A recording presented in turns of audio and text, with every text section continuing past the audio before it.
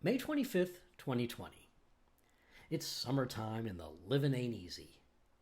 Most Americans are still under some sort of lockdown. Several states are putting up open during construction signs.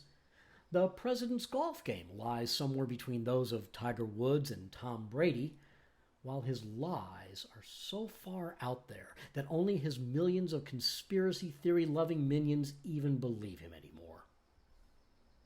Right-wing demagogues like Donald Trump have always appealed to the popular mythology of the past, as if the way things were some utopian ideal.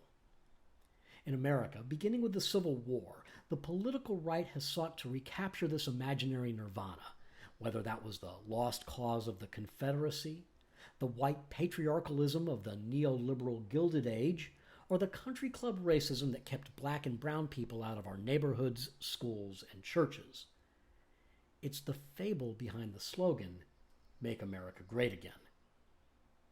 And yet, America's great promise has always been a look toward the future, not the past. The country's founders, all white men of the Enlightenment, created a mythology of their own with a promise of building a nation of the people, by the people, and for the people. Their Declaration and Constitution were imperfect documents whose definition of the people was people like themselves, white, male, educated landowners. America has always been a work in progress, but true visionaries have managed to emerge even in its darkest hours. In the 1860s, those visionaries included Abraham Lincoln and Frederick Douglass, who understood that slavery was antithetical to the concept that all men are created equal. The next great challenge faced by the country was the 1-2 punch of depression and World War, and it took the optimism of a wealthy man stricken with polio to lead us to prosperity, even while being accused of betraying his class, and victory over the existential threat of fascism.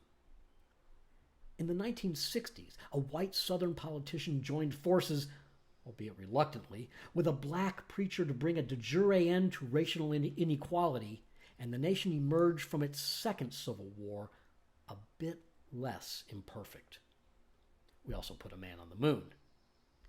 And 12 years ago, a bright, charming, mixed-race politician led us back from the depths of an economy ruined by corporate greed and government ennui with a promise of hope and change. So the elections of 1860, 1932, 1964, and 2008 represent the key turning points in the nation's history.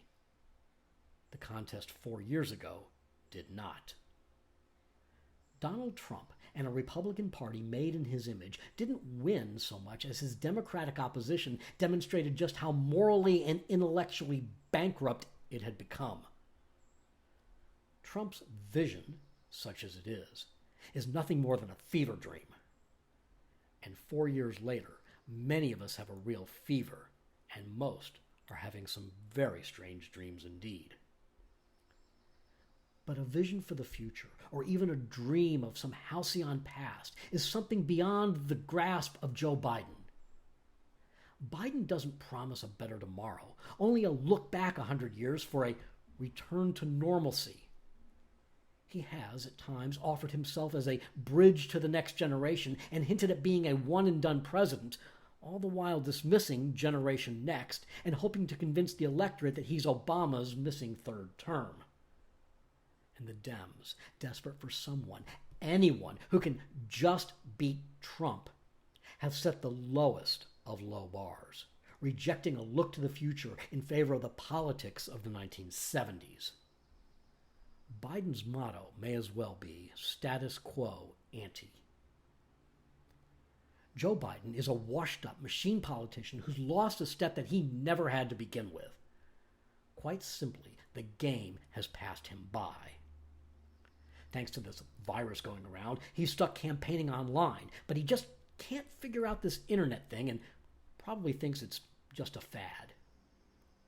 If Trump longs for a return to the black and white Ozzie and Harriet 1950s, Biden wants to bring back that 70s show with its garish technicolor and wide lapels. Either way, we're stuck with two stick-in-the-mud old guys suffering from gods. good old day syndrome. May the gods help us all.